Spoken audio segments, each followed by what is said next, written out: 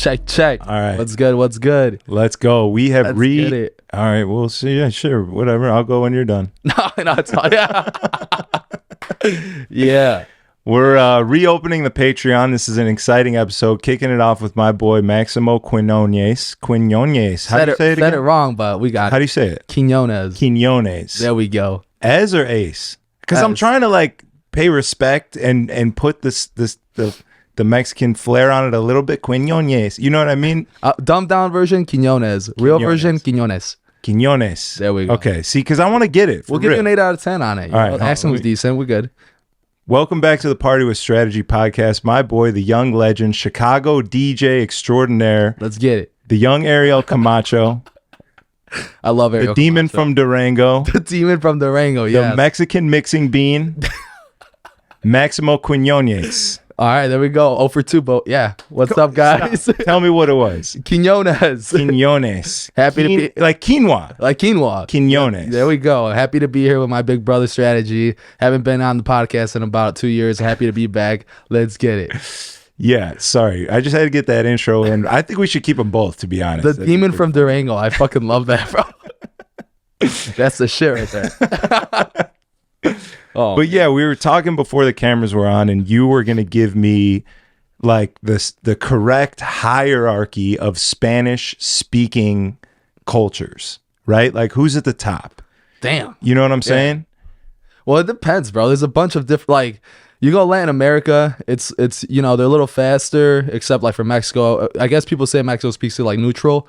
We're very like just monotone, not fast or not too slow. It's just right in the middle. Yeah, but then you go islands, bro, and it's just like, you know. But if you understand Spanish, you understand what they're saying, but it's just super fast. You got to kind of, you know what I'm saying? Yeah, so this is the rate at which they speak Spanish, but like, which one do people hate the most? Like, people hate Guatemalans or something. You know what I mean? Like, who's at the bottom? I love Guatemala. Who's at the bottom? Man, I don't even know. That's a good question. I mean, honestly, bro, like it's just kind of like You're Hispanic, so you can can rank this fully and not get in trouble. I can't co-sign any of it because I'll get in trouble. I'm white. I have no say in it. I mean, but you're shit, bro. part of it. It kind of goes Latin America, then the islands, and then you know Europe. And from what I've seen, it's kind of like Latin America versus Europe in a sense. It's kind of like, yo, you know, the way you guys speak in Europe isn't the way you should be speaking Spanish, even though they created the language. Like, we speak it better over here in Latin America. So it's kind of like a fight between who speaks it better. Because, I mean, when I've been in Spain multiple times, I've been in Sevilla, I've been in, you know, Ibiza, and I understand them well. But, like, sometimes when they get going, bro, when they start speaking, like, you know, we have our slang in Mexico. You got slang in every different country. When they start speaking their slang, bro, you don't know what they're saying, dog. It's like, yo, what did they just say? Are they even speaking Spanish? It's crazy. But like, and then I got to ask my boys who are out there, I'm like, yo, what does that even mean? And then they tell me, and it's just like, and then sometimes they even like cut out the S's. So they're not even pronouncing the words like correctly. That's just how they're used to it. They say it with like a little flamboyant. Yeah, they'll cut out right? some like words, some letters, excuse me, and they're still saying the sentence, but since they're already accustomed to that, they know what they mean. And then I'm like not used to cutting out my S's. So I'm like, what the hell does that even mean? They do like a lisp, right? Yeah, they have a lisp out there. Yeah. And they're kind of like sexy with it. They are right? kind of sexy with it. Yeah. I'm not gonna lie. Yeah. I like it out there. Well, so where does Mexico stand in that ranking? If it's Europe versus Latin America, what is Mexico? Man, it just depends, bro. It's, you know, for me, I'm just so used to speaking so neutral. And, you know, not really, when people say, do Mexicans have accents? Not really. Well, I mean, it depends, right? I just tried to give you my best one. I know. I failed twice. No, yeah, you did fail. I mean, you got the northern accent, which is more like cowboyish, you know, and then you got the southern accent, which is a little faster, you know, so it all depends. And then Central Mexico, people say it's like more neutral, you know, but then you got Chilangos, which is like Mexico City, and they speak like up and down. To give you an example, it's like, man, they say something like high, and then they say something down.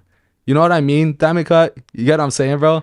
Yeah, if you guys can maybe do a dialogue back and forth for me. Maybe like I'll give you an example. Like, let's say like you're asking for like a drink, right? Oye, si tienen Coca-Cola. No, pero tenemos Pepsi. They go up and then they go down. It's crazy. It's like, what? Why are you saying it like that? You know what I mean, bro? So that's like an accent itself. And then me, I'm from Durango, so we're more, you know, we speak a little slower and everything's more like, sí, no, sí, claro, no, sí. Like, it just all depends where you're from. you know, that can't be like, you could say they don't speak like that in Durango City, but like where I'm from, you know, I'm in the outskirts. I'm in the ranches, so we speak a little slower. That's the way like you talk, you know, in a village or on a ranch. So Yeah. yeah. Yeah, and culture's different. Everywhere, bro. Even in Mexico, you got different cultures all over in the country. So, but yeah, man. I mean, every country has its own type of Spanish, and it's cool to hear it. I like that shit. Would you say that the people of Durango are more like the Republicans in America? More a little old school and stuck in their ways? No, man. I mean, you know, I come from a very like super like rural background. And, you know, we kind of had to deal with like all the hard upbringings, especially coming to this country. So I'd say we're a little liberal, man. You know, a lot of people say that like the old school Mexicans are kind of lean towards the Republican shit, but I think that's just like the way they were raised. You know, It's old school anybody. It's old school anybody. Yeah, you know what I'm yeah. saying? Like they have those like you know, like their principles and shit. Right. And I guess that kind of relates to that. So yeah. Which is why you asked to specifically be on a Patreon episode, because you didn't want yourself to slip up and drop the N-word on YouTube. That's not why. No, I do not condemn that. No. No, man, I want to be on Patreon, my boy's strategy. That's why.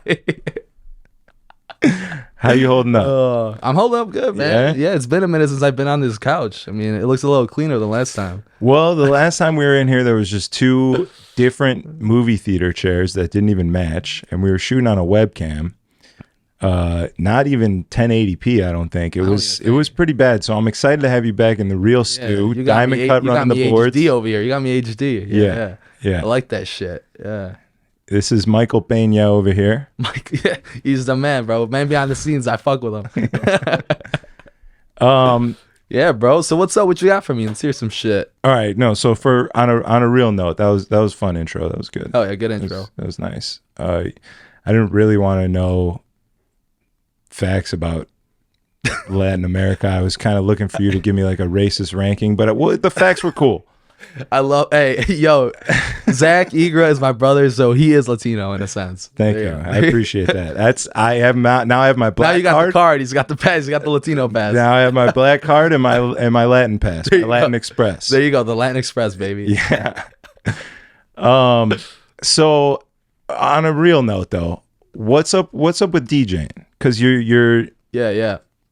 do you feel like you're at the top of the game in Chicago at this point? Do you feel like you've sort of made it to a spot that you've been looking to get to, and now you're trying to stay there? Like, No, yeah, they say it's harder to stay at the top than it is to get to the top. Well, man, that's a good ass question, bro. Because I always get asked this, like, man, what's next? And bro, I'm always hungry, bro. I'll never stop doing this shit. I love it. I'll always try to keep growing it in whatever way I could do it. In Chicago, in a sense, I always have my respects for the older guys. Like, for example, you, shout out my boy Heavy, shout out, shout out Daily, all the older guys that I fuck with, Gordo, I'll always have respect there. And, I never try. There's always like that fine line boundary. But I think, for my age, I'm 27, young, just started. I've been in the game for what now, Zach? You took me when I was 21, so like 6-7 years now. Yeah. You're 20. You're about to be 28. No, I just turned 27. Okay, you just turned 27. I got another year till I'm 28. Let's go. So 6 years would have been. Yeah, bro. So you took me in when I was like 21. So I've been in the game for 6 years now, and especially in the River North area downtown. Yeah. Man, I don't know, bro. It's just like I feel like I've done everything. What do you think? I feel like I've done everything there is to do, in a sense of like the open format world. I got edits out. I've played all the clubs in Chicago multiple times. I've headlined. I'm flying out to Miami to DJ out there. I have a residency once a month in Milwaukee. I come down to DJ with you in Houston. I'm headlining New York for New Year's Eve, the Congress Hotel, one of the biggest parties in Chicago. So like in that sense, bro, I feel like I'm ripping, And then I'm also even helping out the younger guys now. They all come to me, and I'm trying to get them booked, and I'm kind of giving them the what the lay down of what you gave me, like, yo, here are the rules, follow these guidelines, and you're gonna make it to the top. You'll be good, and it's been working, bro. Shout out Payday. I gave him what you gave me, and he's doing crazy shit with it now. And yeah, man. I mean, then production, you know, I've been doing that for a minute now, and things are finally looking up. I'm getting a lot of love now. You know, I'm getting my shit played by Diplo, Hugo, you know, Sheba Sam been playing my shit. Yeah, I'm getting looks at now from labels. I'm not even going through, you know, the demo emails anymore. I'm getting their A&R's specific email, and I'm just sending the shit to them. So yeah, bro, life's good, bro. I headlined in St. Louis a couple months ago, so yeah, I'm just getting a lot of more shit going for me, and it feels good. So Were you with your boy Robson Charles over there? those are my guys. Shout out Robson Charles. Yes, Yeah? sir. Yeah, I've never met those kids in my life, but I had to mute them on Twitter. I love y'all, bro. Don't listen to this guy. I love y'all. Yeah, they're cool guys. They were just actually here in Chicago. They're here in Chicago last week. Those are my boys. I'm a piece of shit, so don't take it from me.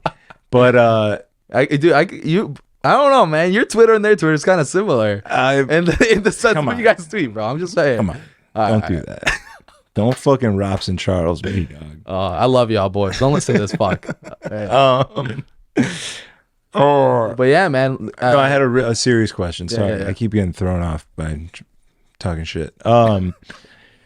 It's all that sounds incredible, and it is incredible. It is. It truly is. And it when you say it out loud, it's extremely impressive. And for anybody who is still working to get any of those things that you just listed, they're feeling like they haven't reached a specific goal that they've set for themselves. But as the man that's doing all this stuff, you have all these accomplishments.